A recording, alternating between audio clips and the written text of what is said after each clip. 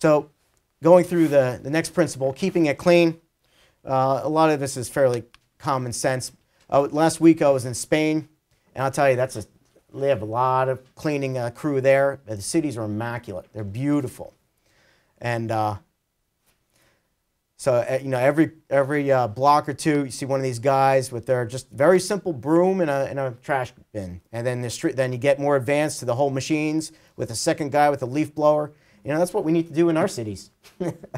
But there's a lot of traffic here, obviously, and a lot of major metropolitan cities have this. But I was really impressed by the cleanliness of at least Spanish cities. So let's look at aspects of keeping it clean. I once asked my daughter, do you like our home? Do you love our home? She said, yeah. And the first thing she said, I said, why? She said, because it's clean. And that surprised me. I thought maybe her room or her bed, or I don't know. But she said, because it's clean. And maybe she was just trying to appease me, but I don't know. So essentially, think about how a dirty home or a home that has less than ideal cleaning effort or even a clean house affects the psychology of children or even adults. One tip, never use the maid's vacuum.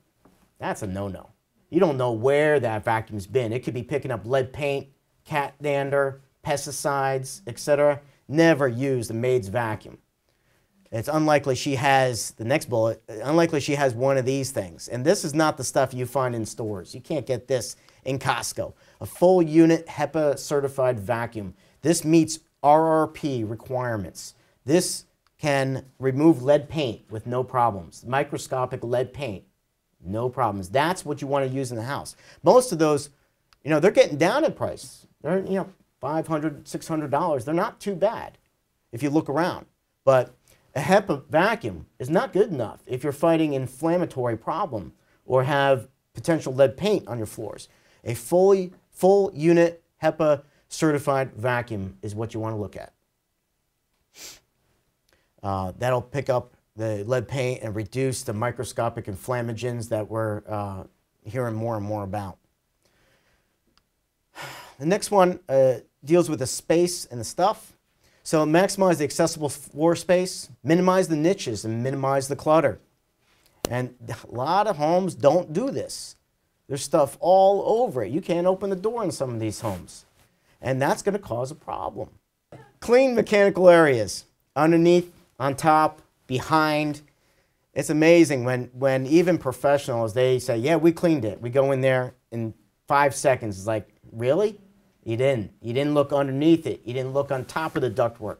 You didn't look behind the furniture, behind the mechanical system. So that's services. Next one deals with the stuff again. Clean top down and on and under and above and behind, especially if you have a mold problem, a humidity-induced mold problem. That's going to get everywhere. All right? Use microfiber cloths. This goes a long way. This helps reduce the spreading of it. Minimize cleaning chemicals. Avoid bleach. Don't use bleach in your house, please. Next one, keep it pest-free.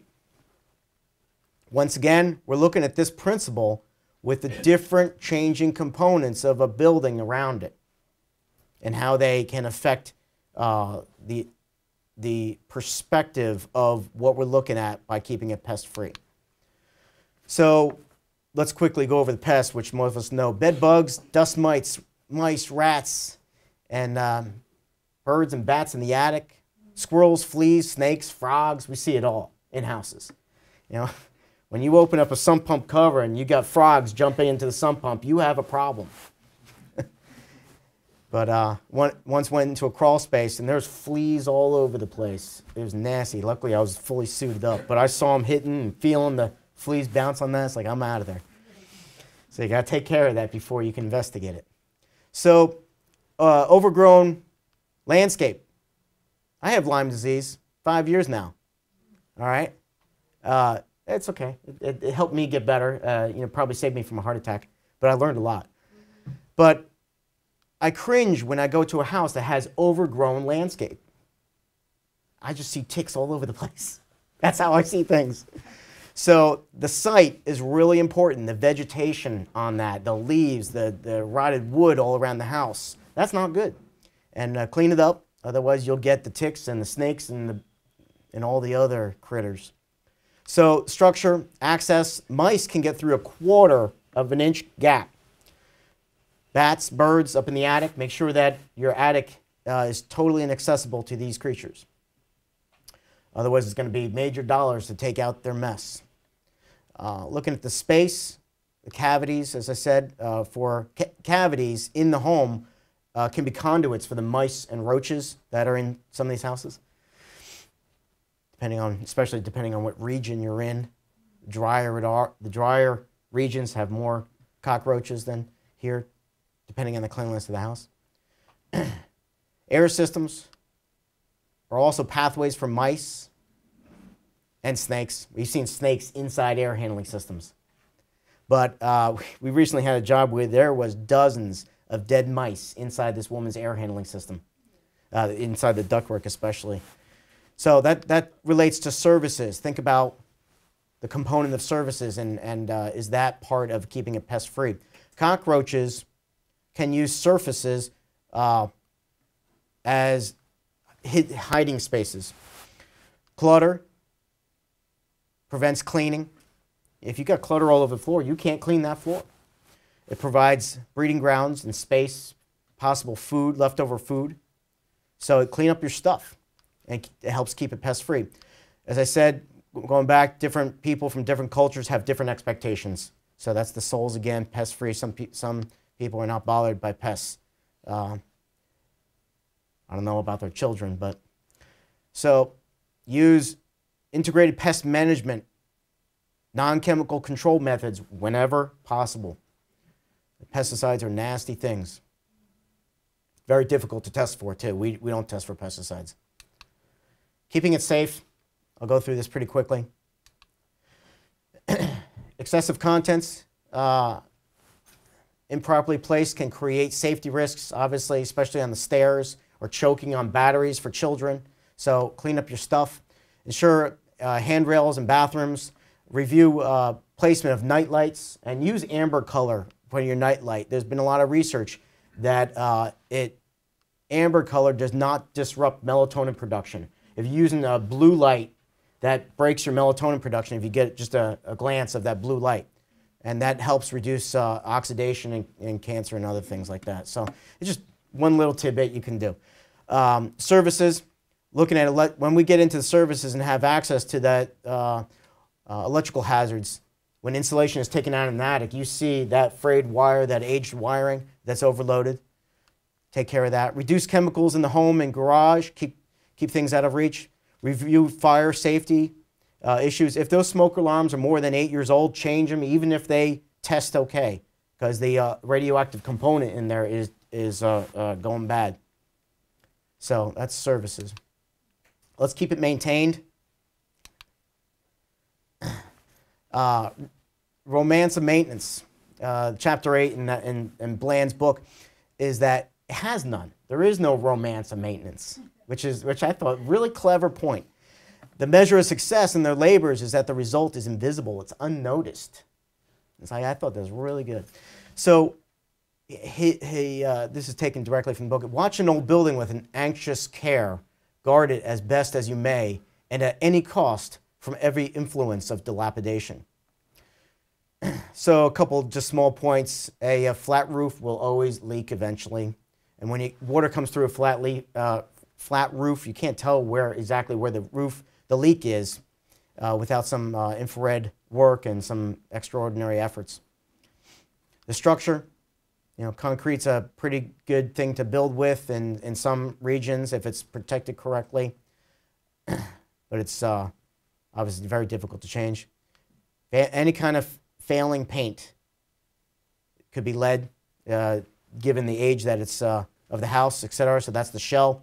Neglect of the air system can obviously promote humidity, mold, filth, and odors, leading to respiratory issues. That's the services. And then getting back to the souls, the occupants in the house, teach your children how to run the house. Teach your spouse how to run the house, what the different things are. Label it. My dad has all the valves in our basement, in his basement, labeled. Every single one of them.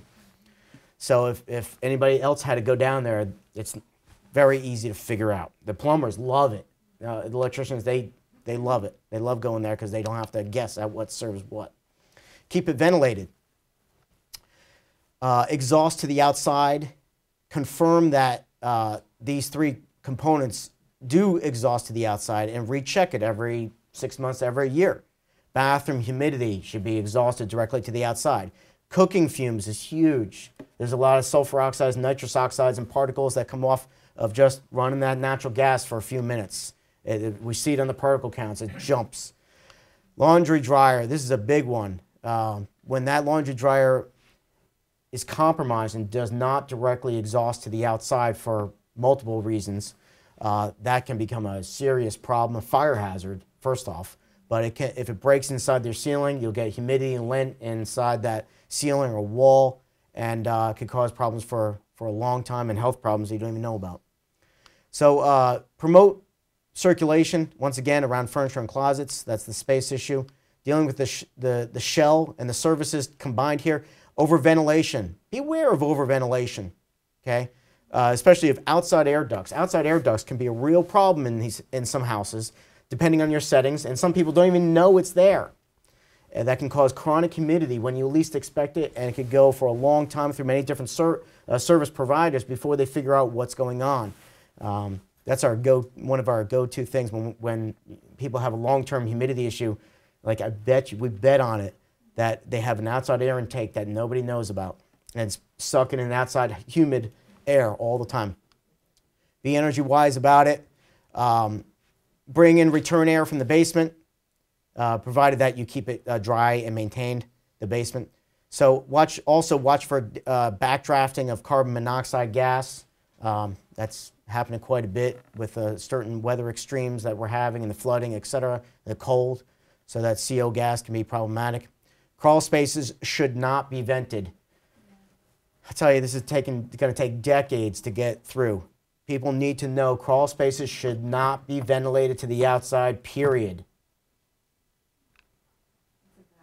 It's a battle. Attics may or may not be vented given the design. Looking at contaminants, getting into some of the fun stuff, I'm going to have to move along here.